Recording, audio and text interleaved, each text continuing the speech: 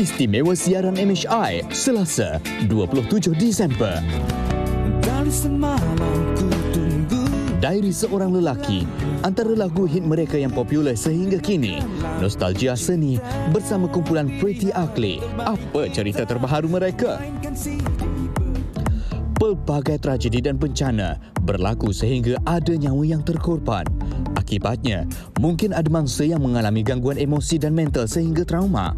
Bagaimanakah menangani trauma yang disebabkan tragedi dan bencana yang menimpa?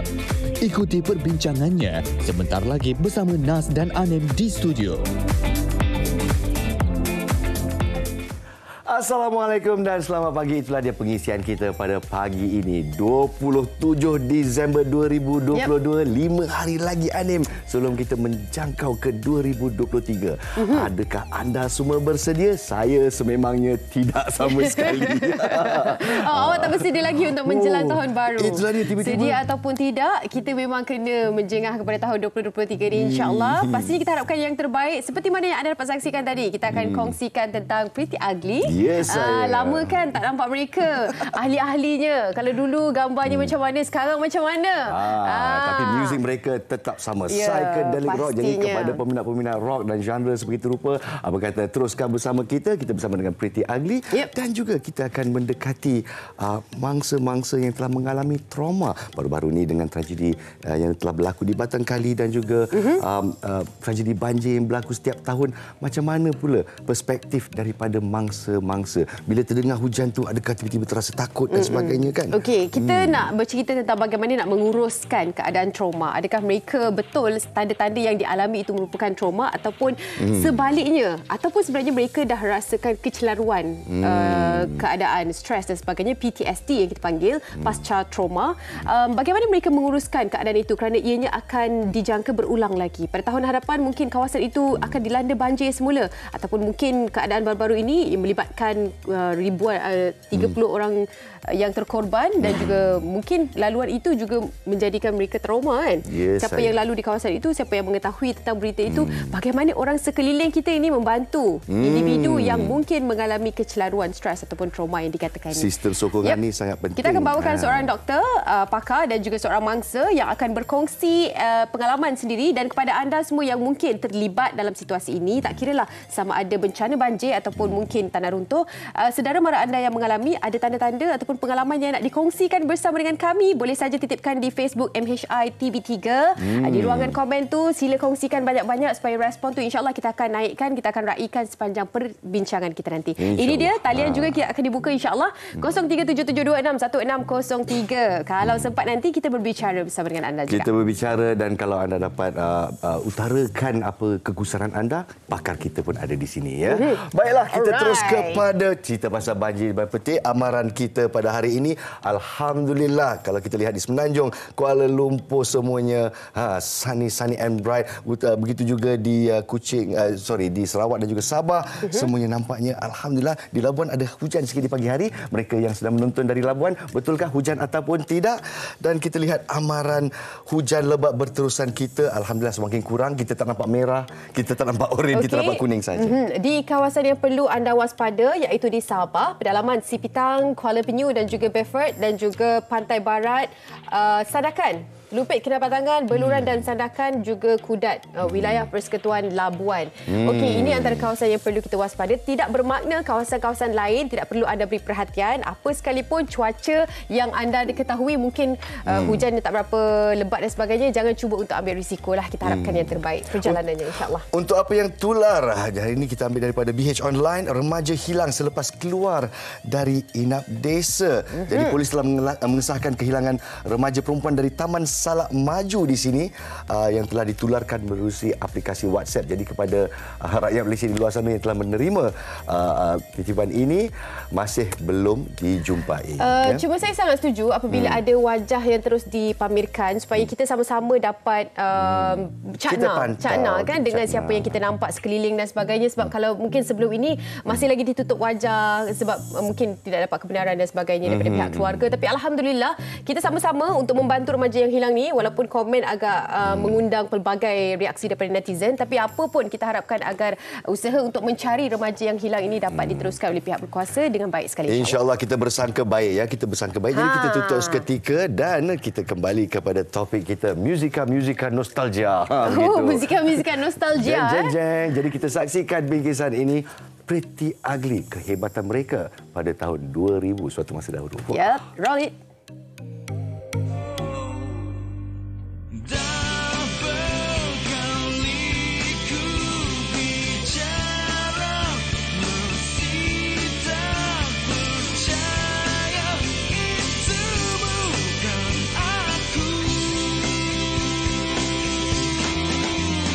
Pretty Ugly, antara kugiran yang pernah mewarnai kehidupan generasi Z suatu ketika dahulu.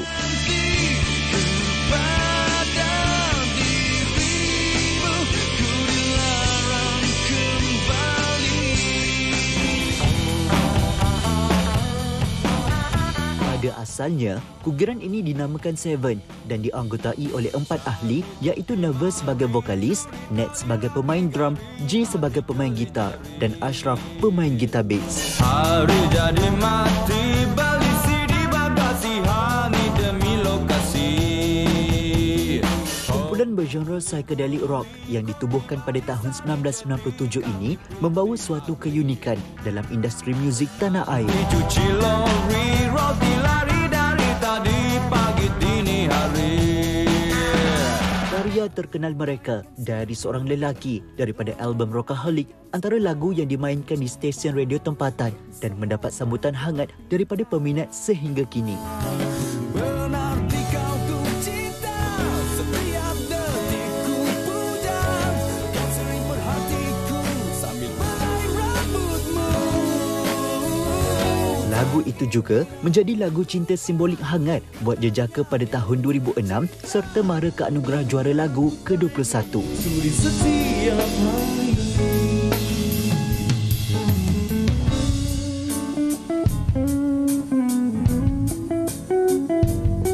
Selain album Rockaholic, Pretty Ugly turut mengeluarkan 3 album lain dari tahun 2001 sehingga 2011.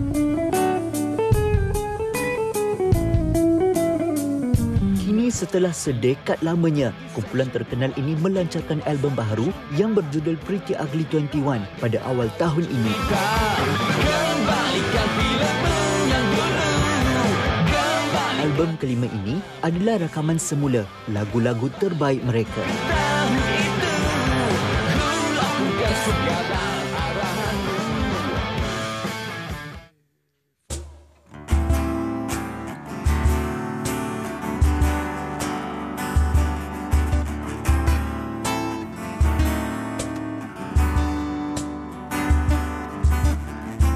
Dari semalam tunggu, pikir kau pulang di depan ruanganku.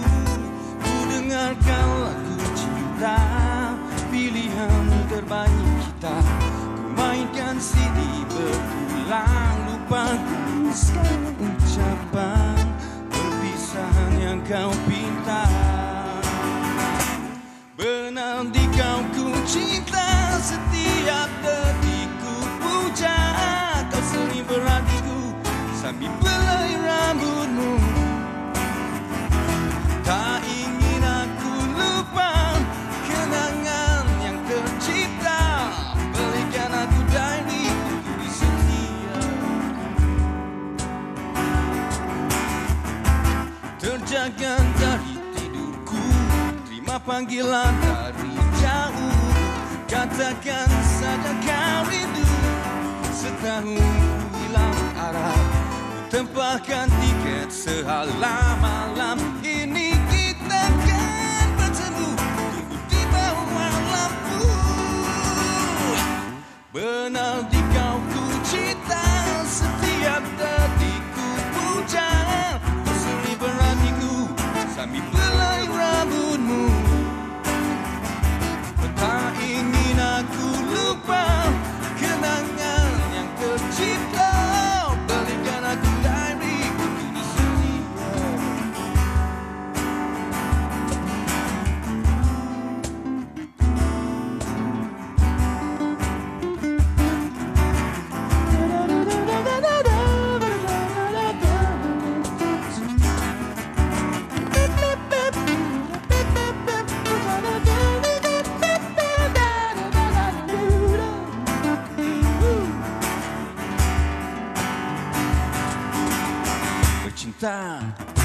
kasih. Bagai Adam dan Hawa bergaduh selisih, buat kita sempurna. Janganlah dipendam, luahkan perasaan. Tiada benci iri hati, itulah destinasi. Benar di kau ku cinta, setiap detikku puja. Kau sering perhatiku sambil belai rambutmu. Tak ingin aku lupa kenangan yang tercipta. Belikan aku diary di setiap hari. Benar di kau ku cinta, setiap detikku puja. Kau sering perhatiku sambil belai rambutmu. Tak ingin aku lupa kenangan yang tercipta. Belikan aku diary di setiap hari. Belikan aku diary di setiap hari. Belikan aku diary di setiap hari.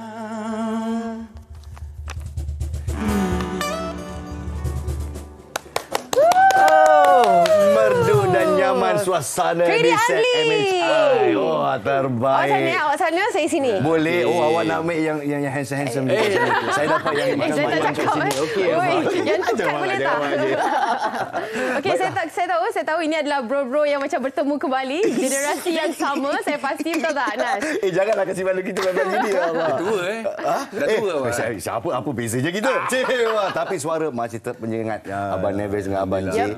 Thank you so much. Okey, kalau Pretty Ugly dah 21 tahun dalam industri, pastinya siapa tak kenal kan dengan lagu yang dibawakan tadi, lagu yang pernah didendangkan dalam AJL juga, lagu yang menempatkan Pretty Ugly dalam hati setiap peminat-peminat. Mungkin nak sekali lagi nak imbas semula bagi mereka yang dah lupa lah, dulu lain wajahnya, sekarang dah lain. Nak kenalkan balik semula ahli-ahli yang ada pada hari ini.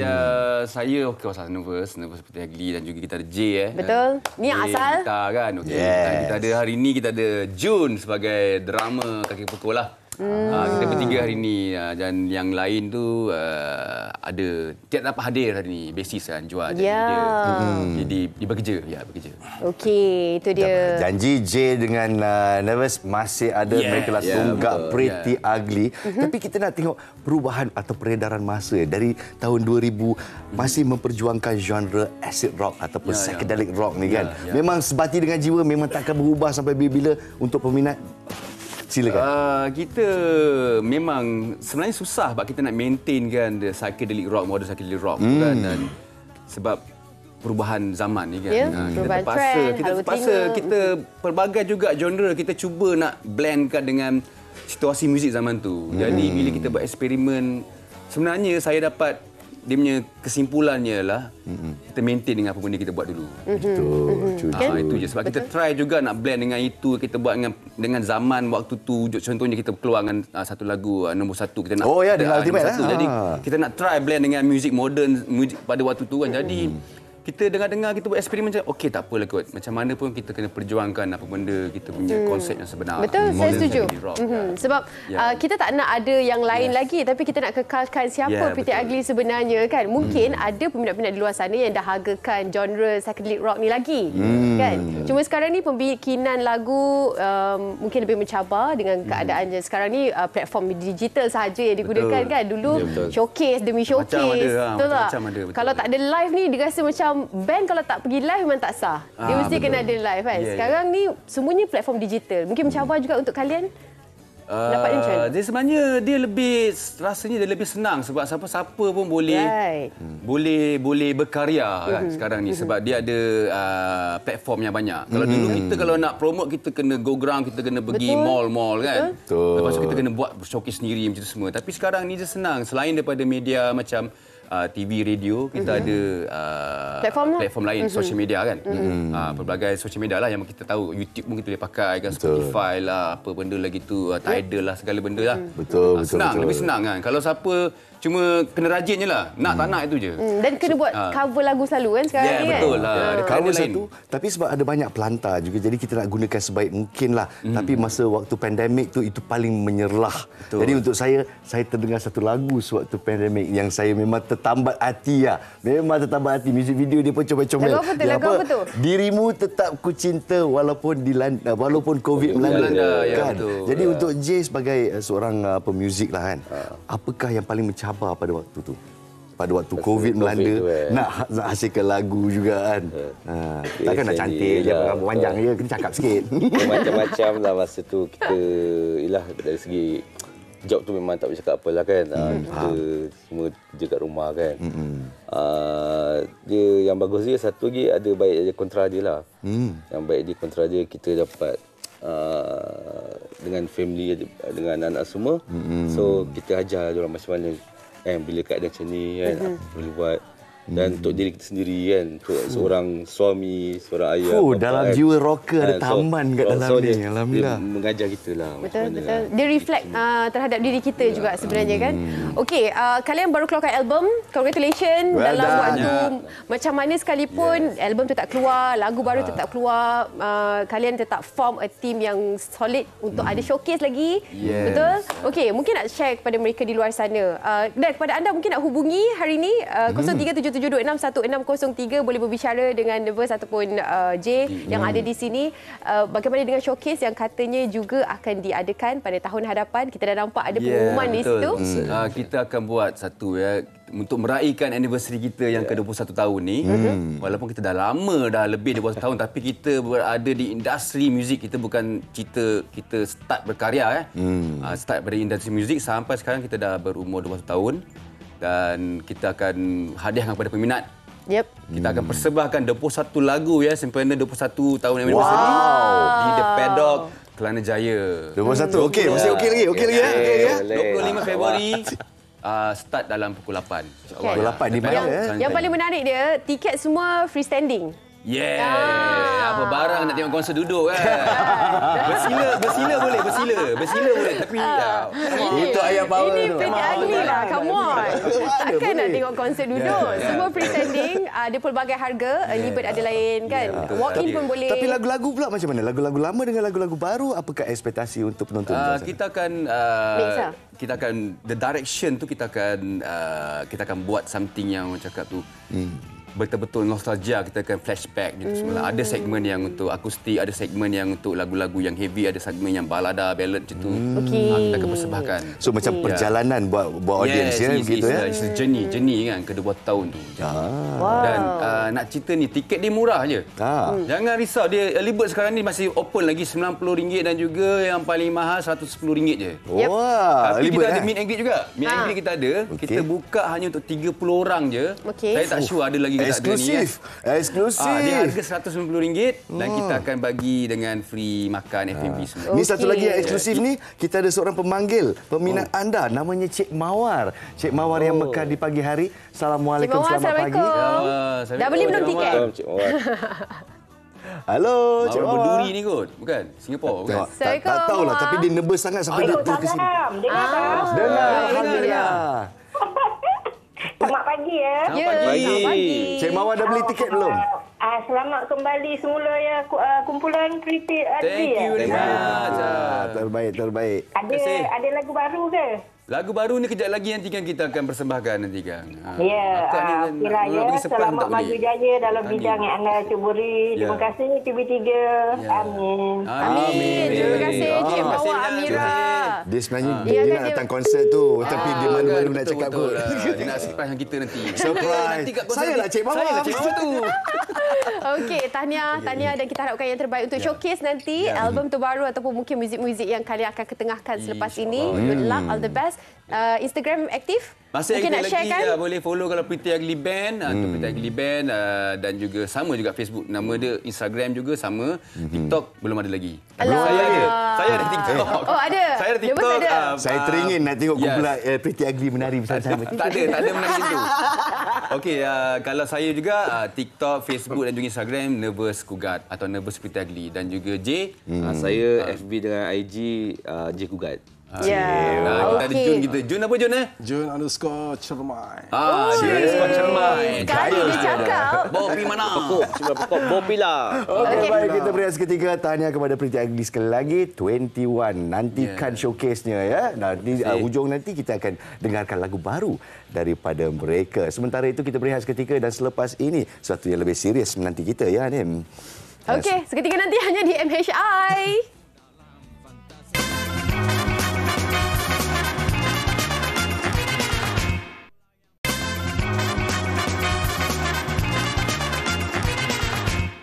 Malaysia hari ini kembali bersama dengan anda. Untuk siaran pada kali ini, kita akan bawakan tentang pengalaman mangsa yang mengalami trauma akibat banjir, bencana banjir baru-baru ini dan juga seorang pakar yang akan berkongsi apakah yang sebenarnya tanda-tanda yang dilalui ini confirm ataupun sahih ianya adalah trauma ataupun mungkin kecelaruan stres dan sebagainya.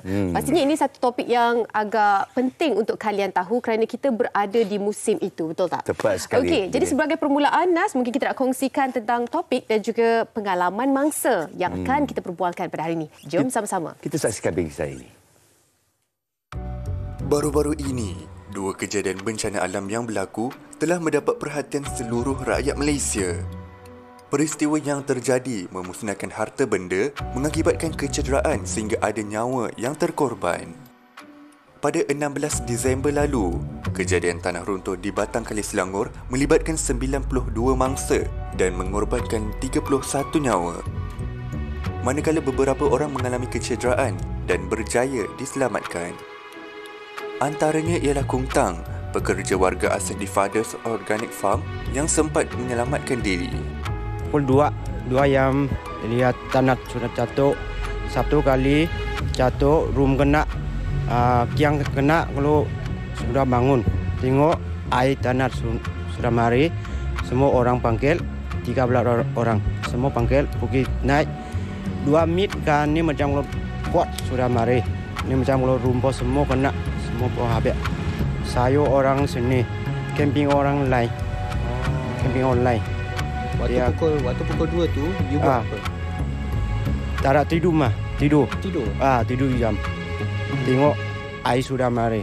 Tanah air sudah mari. Lagi semua orang panggil, semua lari. Apa-apa tak angkat, handphone saja angkat. Dia satu orang handphone pun tak angkat.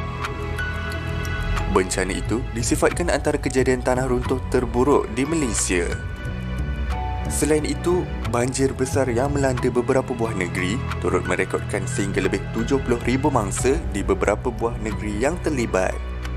Antara yang terkesan ialah seperti Perak, Selangor, Melaka, Johor, Kelantan, Terengganu, Pahang, Sabah dan Sarawak. Seorang daripada mangsa yang terjejas dan dipindahkan di Pusat Pemindahan Sementara PPS di Sekolah Menengah Kebangsaan Agama Lati SMKA Lati, Pasir Mas, Kelantan ialah Azia Abdullah, 36 tahun yang mempunyai 9 ekor kucing. Memang tak boleh nak harung jalan kaki dah sebab air memang dah takat dada ke atas dah. Lepas tu kebetulan rezeki kucing ni nak selamat, tumpang bot Jepam yang nak selamatkan warga Prima sampai ke darat, tolong tumpang terak polis pula. Alhamdulillah rezeki dia orang masih ada lagi untuk hidup. Sebab dengar jiran-jiran yang lain yang dia orang letak macam rendah, kucing mati tenggelam. Kesian kan. Basah, dia orang basah. Lepas tu dia orang takutlah tengok air kan. Lepas tu dia tenggelam sekejap sebab berat. 9 ekor dalam satu sangkar. Suami terpaksa letak dekat kepala sebab tak nak bagi basah kan. Menurutnya, jika tiada bantuan daripada pihak berkuasa tempatan, air banjir yang melimpah ke dalam rumahnya ketika itu boleh menyebabkan kucing-kucingnya mati jika lewat diselamatkan. Secara luaran, majoriti mangsa daripada kejadian bencana mungkin mengalami kecederaan fizikal yang sama. Tetapi di sebaliknya, adakah hanya itu sahaja kecederaan yang mereka alami? Bagaimana pula daripada sudut emosi dan perasaan? Adakah jeritan dan tangisan atau suasana panik ketika kejadian masih kuat dalam ingatan? Ini disebabkan tekanan akibat daripada sesuatu musibah atau bencana boleh mewujudkan trauma pada diri sendiri. Jika tidak ditangani dengan betul, apakah kesan jangka panjang yang timbul? Dan sejauh manakah trauma ini boleh mengganggu tahap kesihatan mental dalam kehidupan seseorang? bagaimana untuk mengatasi trauma yang berpunca daripada malapetaka ini. Terus terang saya ingin katakan ya, bila saya lihat visual sebegitu rupa, bila kita dengar cerita-cerita mangsa-mangsa tragedi ini, saya sendiri dah macam tak tahan dah sebab di dada, dan saya kalau boleh saya nak berpaling muka. Saya tak dapat bayangkan macam mana perasaan atau kesan kepada mangsa-mangsa dari segi gangguan emosi dan juga mental. Adakah ini akan berpanjangan, berlarutan? Jadi kita bertanya kepada pakar kita pada pagi ini. Kita bersama dengan Dr. Nurul Nadia Ismail, pakar dan ketua Jabatan Psikiatri dan Kesihatan Mental Hospital Kulim Kedah. Dari jauh dia main. Jauh. Terima kasih. Okey, Dr. Nurul bersama dengan kita, dan juga kita ada seorang mangsa banjir di talian. Sempat kita bawakan dari Rantau Panjang, Kelantan, Puan Siti Hajar Mustafa. Assalamualaikum Puan. Kalau mungkin tidak ada dengarkan suaranya tadi dah, mungkin boleh nampak wajahnya bila-bila masa, insya-Allah. Puan Hajar. Oh, kita call. Okey, kita hubungi saja. Okey, Puan Hajar, teruskan bersama dengan kami. Kita ada Dr. Nurul, dan kita akan bertanya juga pengalaman Puan Hajar sendiri. Mungkin kita sebagai permulaan kan, Dr. Nurul, kita tahu tentang keadaan banjir ataupun musibah-musibah yang melanda. Tak kenal siapa, tak kira siapa anda, ada potensi untuk berlaku terhadap diri kita. Mungkin bukan sekarang, ataupun kalau boleh memang tak nak. Tapi bercerita tentang menguruskan perasaan kecelaruan, stres, trauma dan sebagainya ni, adakah perbezaan makna trauma itu sendiri dengan kecelaruan stres yang dikatakan PTSD, ASD ni? Silakan. Okey, terima kasih Anim, terima kasih Nas. Sebenarnya bila kita bercakap tentang trauma dan juga stres dan trauma ni dia berada dalam spektrum yang sama. Okey. So bila kita cakap spektrum yang sama, maksudnya stres selalunya berlaku pada peringkat awal. Lepas tu jika tidak ditangani dengan betul, ataupun kita tidak mendapat sokongan sosial mungkin, ataupun berlaku beberapa lagi trauma yang sama ataupun berlainan tapi secara berturutan, maka ia akan daripada stres tersebut dia menjadi satu penyakit psikologi yang lain, iaitu trauma. So dia berada dalam kita kata dalam satu spektrum, dan walau bagaimanapun dari segi serius ataupun intensiti perasaan takut, perasaan cemas, simptom-simptom seperti panic attack, simptom-simptom seperti kita dalam bahasa Inggeris flashback, ataupun kita mendapat bayangan semula itu, ianya boleh berlaku bagi mereka yang mengalami stres yang sangat teruk dan juga trauma. So secara umumnya mereka saling berkaitan, tetapi kalau kita nak bercakap dari segi diagnosa psikiatri dan sebagainya, maka ada perbezaan antara mungkin acute stress disorder yang mana simptom-simptomnya agak sama, tetapi selalunya acute stress disorder ni berlaku dalam masa 1 hari hingga ke 1 bulan. Sekiranya simptom tersebut berpanjangan melebihi daripada 1 bulan, maka kita dan memenuhi kriteria, maka mungkin seseorang itu telah memenuhi diagnosa kita panggil sebagai PTSD ataupun post traumatic stress disorder. Oh, dia naik lagi satu pangkat. Dia naik lagi. Dari segi lamanya simptom tersebut yang berterusan, dan juga daripada segi intensiti. Tetapi saya rasa perlu untuk saya tekankan, trauma dari segi bahasa semua orang boleh mengalaminya. Betul?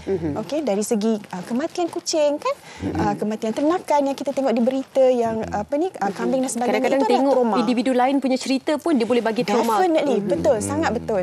Dan walau bagaimanapun, untuk kita nak mengubah trauma yang mungkin kita katakan dalam keadaan normal psychological response kepada disorder, kita kena tahu bahawa disorder itu adalah satu kecelaruan yang memerlukan kepada rawatan yang intensif. Dia memerlukan bahawa sesuatu kejadian itu menyebabkan seseorang itu tidak boleh berfungsi seperti biasa. Sampai tidak boleh berfungsi harian. Ya. Betul. Jadi kita nak bertanya kepada Puan Siti Hajar Mustafa yang bersama dengan kita. Terima kasih sangat-sangat Puan ya kerana berkongsi kisah di pagi hari ini. Jadi apa yang dijelaskan oleh Dr. Nurul sebentar tadi, adakah Puan Siti pun terbayang-bayang selepas tragedi ini berlaku? Boleh ceritakan sikit macam mana kalau bila terdengar hujan ke, atau bila nampak hujan ke, tiba-tiba ada perasaan yang tidak diingini tiba-tiba meluap-luap tu. Jadi Puan Siti boleh ceritakan sikit? Silakan. Hello, saya Hajar ya. Ya, saya. Dengan trauma ni, ya betul. Kami masih trauma lah. Kalau mengikut trauma ni, kita orang macam tak boleh nak digambarkan betul lah orang cakap. Daripada pandangan, kita pandang lain kan. Daripada yang mengalami situasi itu betul-betul memberi kesan lah pada kami ni. Jadi apa kesan yang tidak dapat dilupakan Puan Siti sejak mengalami trauma sedemikian? Yelah, macam kita tengok dalam situasi dengan keadaan cuaca sekarang kan. Kami walaupun hari ni kita kata air dah tak ada, api, elektrik semua dah ada kan. Tapi perasaan tu kalau tiba je datang hujan, kami akan jadi rasa macam satu detik dalam hati ni rasa lain lah kan. Macam kita macam takut situasi itu akan berulang lagi. Satu detik yang kita orang alami dengan air yang laju, air yang kuat datang dengan cepat dengan anak-anak kecil. Kita tengok binatang berkeliaran, mati sekeliling. Macam benda tu kita jadi takutlah kan nak menghadapi balik situasi itu. Okey. Antara tanda-tanda yang dikabarkan oleh Puan Hajah sebentar tadi, adakah ini yang dikatakan sebagai trauma? ASD atau PTSD? Dan bagaimana situasi sebenar Puan Hajah sebenarnya? Peringkat bagaimana? Pertama sekali daripada... Memang maksudnya peringkat yang kita rasa ialah benda ni dia dalam setahun kita rasa kita kena alami benda ni 2 kali. 2 kali tu dengan begitu cepat kan. Berkali berlaku dengan begitu dahsyat lah kita kata banjir ni. Yang kita orang tak pernah merasa. Jadi maksudnya benda ni boleh membuatkan kami rasa memang kalau datang lagi memang sentiasa terfikir-fikir kan, Puan Hajah? Okey, kita dengarkan juga pandangan daripada Dr. Nurul berkaitan dengan situasi Puan Hajah itu sendiri. Seperti mana yang dikabarkan tadi. Silakan. Saya suka perkataan Anim tadi, sentiasa terfikir-fikir. Okay? So itu merupakan salah satu kita kata kriteria untuk seseorang itu didiagnos sama ada mempunyai ASD ataupun PTSD. Sebab simptom lebih kurang sama, tetapi jika yang berterusan lebih daripada sebulan, masa yang dikabarkan, maka dia akan menjadi PTSD. Okey, so selain sentiasa terfikir-fikir, dia ada macam kita kata intrusive thoughts ataupun fikiran yang bertalu-talu tentang kejadian tersebut. Jadi kalau dalam kes ni fikiran bertalu-talu maksudnya kita akan sentiasa ingat banjir datang kan. Mungkin kalau bunyi air kan, sebagai contoh pesakit saya bunyi pipe dibuka, dia terus teringat bahawa air masuk dalam rumah. Sampai pipe terbuka pun boleh teringat kembali. Maksudnya bukan kita nak cakap tak semesti bencana menyebabkan tersebut, tapi mungkin dia ada faktor-faktor risiko yang lain. Tetapi hubung kait itu memang ada. Okey, terutama dalam cerita Puan tadi, ini merupakan kali kedua. Kita tahu bahawa repetition of trauma ataupun terdedah kepada trauma yang secara berulang boleh meninggikan lagi risiko seseorang itu untuk develop sama ada ASD ataupun PTSD. So benda ni yang berlaku, dan sebab tu tadi masa kita off record kan, Nas, saya mengatakan bahawa mungkin untuk mangsa banjir sekarang ni, mungkin untuk mangsa tanah runtuh sekarang ni, kurangkan pendedahan kepada kita jika apabila kita melihat gambar-gambar banjir, berita-berita mengenai banjir sama ada di media sosial ataupun di elektronik. Maka kalau bila kita tengok benda tu kita jadi takut, maka elakkan. Mungkin itu yang terbaik. Kita harus jauhkan saya pasti penonton di luar sana mempunyai pengalaman yang berbeza-beza. Jadi kita alu-alukan komen dan juga pendapat di laman Facebook kami. InsyaAllah kita dapat kongsikan pengalaman-pengalaman yang berbeza. Tapi cerita tentang pengalamannya, Doktor, saya ingin bertanya betapa pentingnya sistem sokongan. Saya tahu ada juga rakyat Malaysia ni, sudahlah, dah habis dah tu. Kadang-kadang kita ni bukan jenis komuniti yang suka berkongsi. Kita pendam. Sejauh manakah betapa pentingnya sistem sokongan dari keluarga dan juga rakan-rakan kepada mangsa trauma? Silakan. Okey. Kerana saya doktor di Kementerian Kesihatan Malaysia, jadi saya rasa penting untuk saya nak maklumkan kepada semua, untuk nak sebarkan kepada umum bahawa di Kementerian Kesihatan Malaysia kita memang ada mental health psychosocial support team ataupun pasukan. Kita kata pasukan psikososial dan kesihatan mental yang memang kita akan activate setiap kali berlaku bencana. Tidak kiralah sama ada kemalangan yang besar, kilang yang terbakar ataupun seperti contoh tanah runtuh baru-baru ini, memang kita ada activatekan kita punya pasukan sama ada di peringkat KKM di bawah kesihatan awam ataupun di pihak Jabatan Psikiatri ataupun perkhidmatan psikiatri itu sendiri. Dan untuk makluman semua, kita memang di Malaysia kita sudah ada 63 jabatan psikiatri di seluruh Malaysia. Okey, so insya-Allah 63 ni memang semua mempunyai pasukan MHPSS sendiri. Dan sebagai contoh bila banjir kita akan activate, kita akan pergi berjumpa dengan mangsa. Okey, untuk memulakan sokongan awal ataupun yang kita panggil sebagai psychological first aid.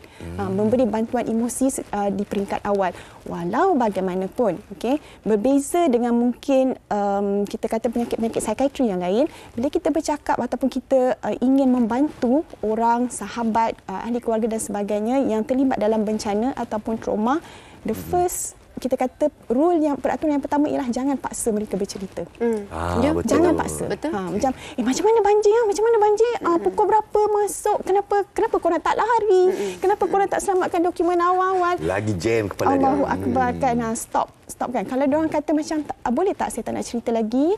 It's okay. Biarkan mereka untuk nak proses dulu sebenarnya apa yang sedang berlaku pada emosi, pada pemikiran, pada kejadian tersebut. Betul. Bagi mereka masa, tapi bukan bermaksud kita tinggalkan mereka. Tidak. Sebaliknya kita pergi dan kita tanya, okey tak apa, tak perlu cerita. Tapi apa yang kami boleh bantu sekarang ni? Semasa misi bantuan dijalankan bagi mangsa banjir, sememangnya kita debrief oleh our captain lah, siapa yang terlibat. Saya pasti anda juga di luar sana terlibat sama. Untuk tidak terlalu pushy lah. Betul. Tidak terlalu nak sangat mengetahui apa situasi yang berlaku. Niat kita hanyalah untuk menceriakan mereka. Jadi apa yang bantuan diberikan, sekecil-kecil bantuan dan mungkin senyuman itu kan yang boleh kita berikan dan tidak terpaksa. Ada yang kita baru nak tanya, dia dah mengalir air mata. Macam mana keadaan Kak? Itu pun dia dah boleh mengalirkan air mata. Itulah nak bertanya kepada Puan Siti Hajar, adakah keadaannya sama juga, susah untuk kita bercerita atau mungkin ahli-ahli keluarga memberikan sokongan dari segi emosi? Macam mana dengan keadaan Puan Siti sekarang ini? Betul lah apa yang doktor tu cakap tadi kan. Situasi yang kita alami, maksudnya kalau orang yang datang bertanya macam mana korang tak lari apa semua kan.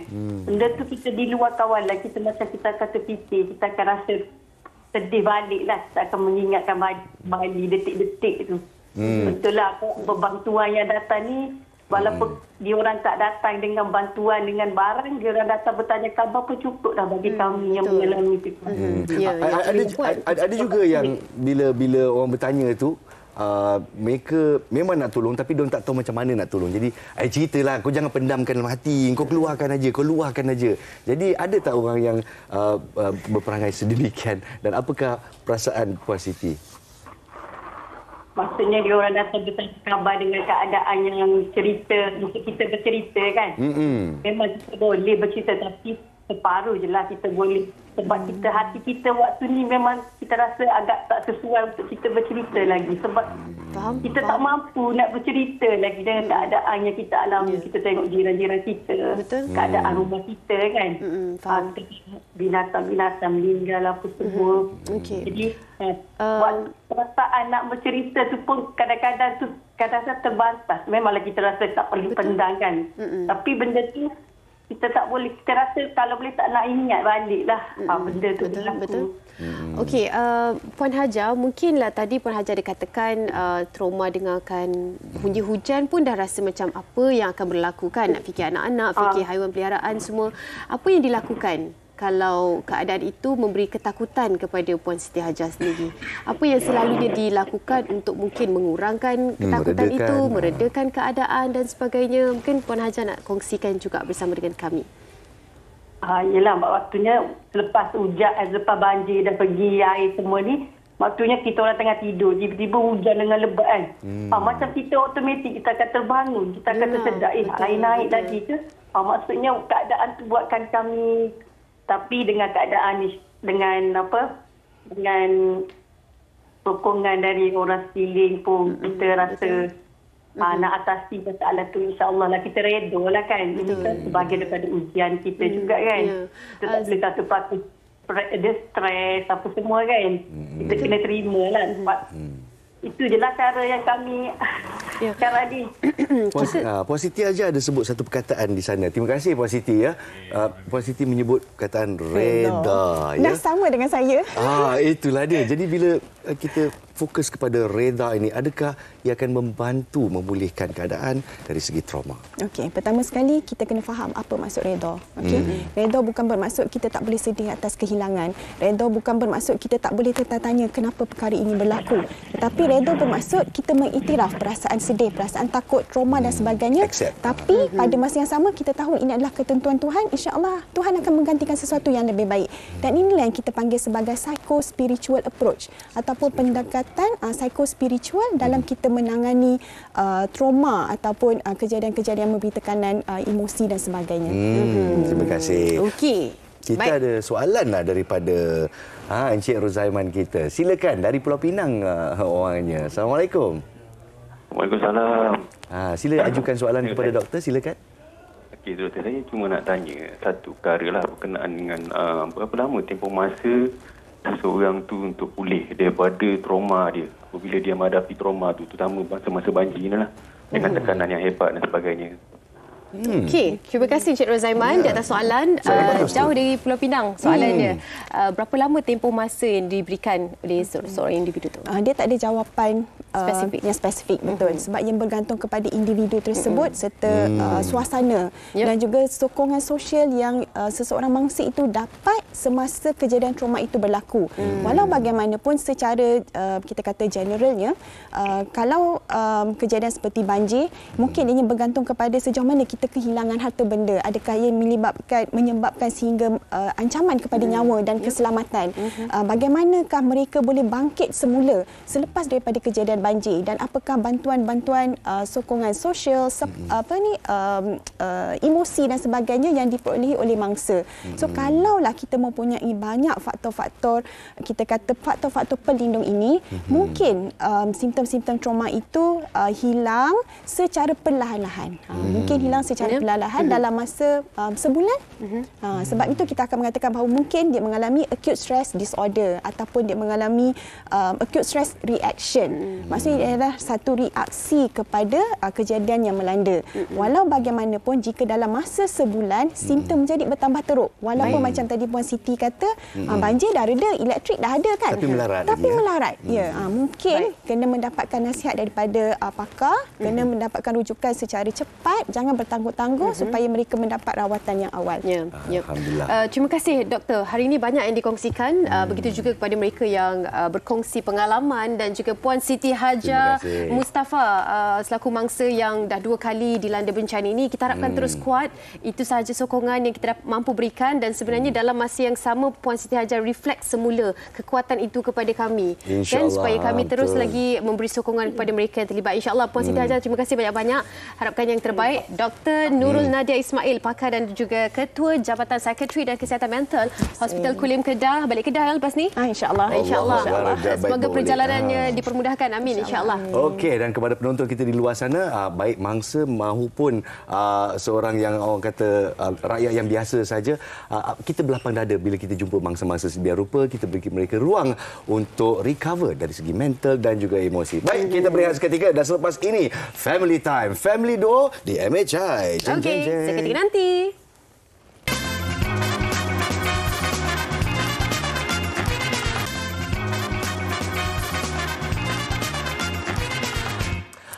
Pastinya anda semua sangat seronok hari Ahad sekarang ini dengan rancangan yang terbaru yang dinamakan Family Duo, rancangan realiti konsep keluarga. Kalau awak nak tahu, sebenarnya saya dengan Nas pupu. Betul. Dia bau-bau yang sangat bacang. Sangat-sangat bacang. Bau bacin. Bau bacin. Sikit-sikit. Macam tu pun. Okey, disebabkan kami sepupu, kami nak introduce ataupun kenalkan juga kepada anda semua. Ada sepupu-pupu lagi di sini. Siti Iman dan Naim Daniel. Itulah dia, satu daripada 7 artis yang menampilkan diri. Kan Family Duo konsepnya dia kena berkeluarga. Suami isteri boleh, adik-beradik boleh. Dan dalam kes Naim Daniel, dan muncul untuk musim yang kedua. Musim yang pertama dia muncul dengan kakaknya. Kali ini dia muncul dengan sepupu. Tiba-tiba Sisi Iman jadi sepupu dia. Boleh percaya? Orang yang baru tahu kan sebenarnya? Sebenarnya kita pun baru tahu. Betul. Ya ke? Pada tahun. Pada tahun. So itu di mana kan? 2019 kan Naim? 2019. Beraya ke? Jumpa raya ke ni? Tak. Masa syuting. Masih syuting. Okey. Itu Sisi dengan Naim digabungkan untuk lagu untuk Suri. Drama untuk special slot untuk AJL. Okey. And that was like the first time kita orang betul-betul bekerja sekali, hero-heroin. And masa tu parents kita orang pun selalu macam be on set juga, teman-teman apa semua kan. Betul berborak lah antara keluarga dengan keluarga. Penyelah. Punya kupu-kupu sepupu. Sipulan dengan sipulan kahwin dengan sipulan jadilah sipulan. Jadi kalau ada darah tu, dalam darah tu memang dah ada kan. Okey, Okey, kita cerita tentang family duo. Maknanya sebelum ni korang siap bawa props naik atas. Saya bawa gerai bawa gerai. Lepas ni nak bawa apa? Tak nak bawa studio Amy Shine. Dahsyat betul kualiti dia pada musim ni lah. Kita orang pun sebenarnya amat-amat berbangga dan sebenarnya Sisi ada benda nak cakap. Tak ada. Kita cuma nak tanya. Sofa ni kita boleh bawa tak? Dia ada rental. Dia nak cuba ambil kita punya prop. Sebab untuk family duo kali ni, bila dia menampilkan ramai lagi barisan keluarga yang join and kita dapat lihat the setup pun like very meriah. Kita orang pun as performer pun rasa sangat-sangat seronok. Bila mana macam the production team pun dapat somehow merealisasikan juga apa yang kita cuba nak pentaskan. So another level kan. Dia macam tiap minggu tengok AJL sekarang. Itulah dia. Dan sebab levelnya setiap minggu anda mampu memenangi RM10,000. Dan pada rancangan terakhir final nanti RM100,000 menjadi pertaruhan. Jadi cukuplah insentif dia kat sana. Kita pun tak menang lagi. Tak menang lagi. Tapi kita tak menang lagi. Sabar, tunggu dulu. Minggu ni mungkin. Minggu ni jiwa retro lah kan. Mungkin Sisi kita tahu dia memang ada jiwa retro. Betul. Sebab saya selalu tengok dia cover lagu lama dan sebagainya. Naim pun mungkin ada dalam diri yang sendiri. Dia lebih contemporary Naim. Okey, so macam mana gabungan pada kali ini? Mungkin korang ada strategi masing-masing. Wah, strategi macam main bola. Okey, kita setiap minggu sebenarnya nak masuk minggu ketiga ni macam cuak jugalah. Cuak dan petak.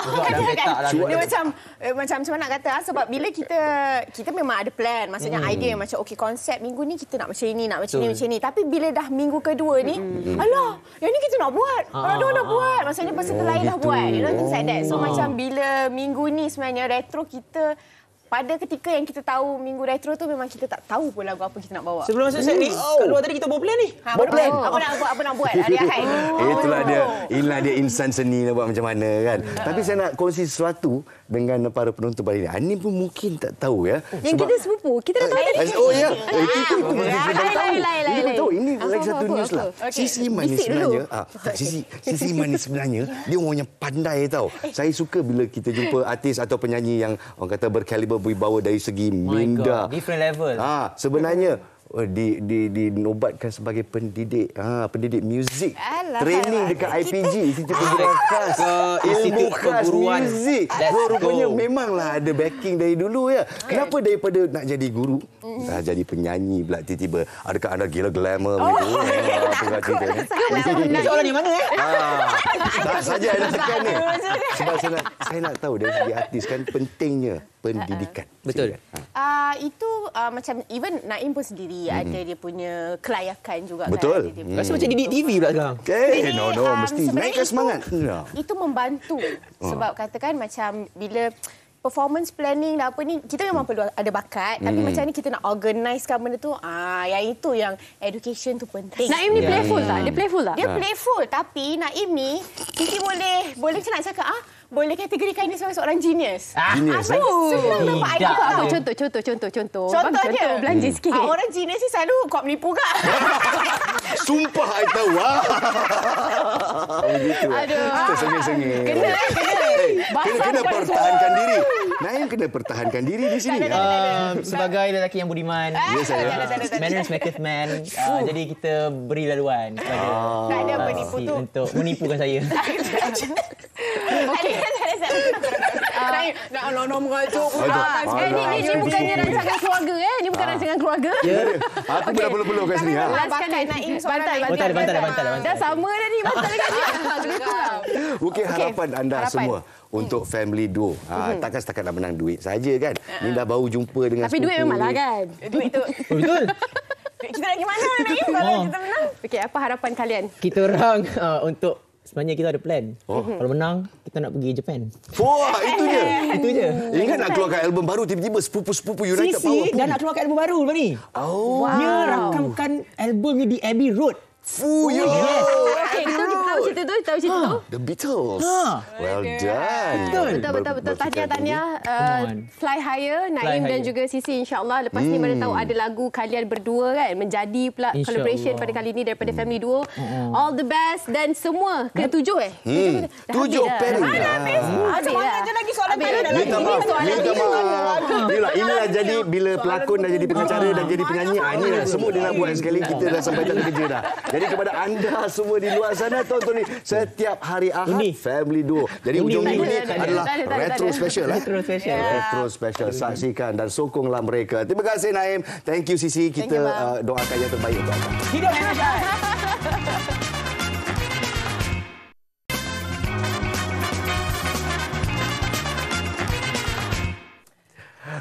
Kembali bersama kami di MHI ngam-ngam untuk kita menggulung rancangan ngam-ngam coy. Ngam-ngam Okey, terima kasih kepada anda semua yang mengikuti kami. Kita harapkan perkongsian pada hari ini dapat dimanfaatkan bersama. Esok kita akan bincangkan tentang percutian bersama dengan keluarga. Agak-agak anda semua pilih indoor ataupun outdoor ya. Terutama dengan cuaca yang kita alami sekarang ni, keselamatan harus diutamakan. Pilihlah pilihan anda dan kita sajikan kepada anda esok hari insya-Allah. Terima kasih dan jangan lupa ikuti kami di MHI TV3 Facebook, Instagram saya pun tak apa. Tapi follow-lah Instagram MHI TV3. Selit. Bismillah. Okey, terima kasih. Kita jumpa esok hari dan kita akhiri rancangan kita pada pagi ini dengan Pretty Ugly. Lagu terbaru mereka. Saksikan. Persilakan.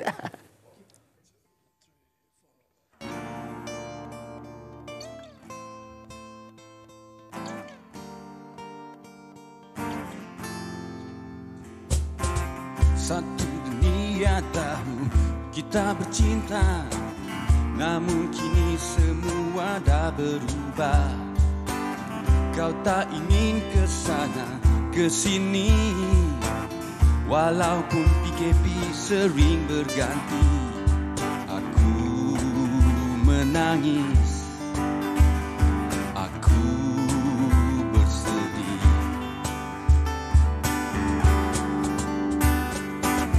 Kau cemburukan postingku di FB. Suami masak apa hari ini?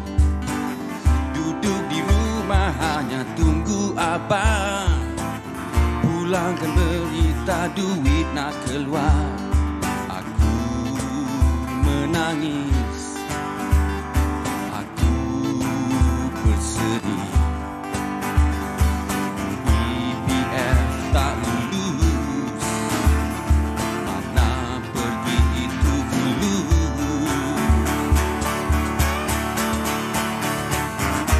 Kau letak arang di kopiku,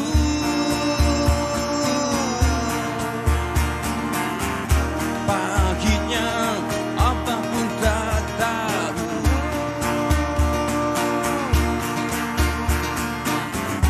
Kau racun bunga yang ku tanam, tak jadi niaga online. Namun yang pastinya dirimu tetap ku cinta, walaupun COVID melanda. Semalam kau DM aku di Insta, bilang kenapa kau tersangat marah. Katanya, you ni jarang sanitize tangan tu, face mask perlu pakai kat dagu. Dia menangis,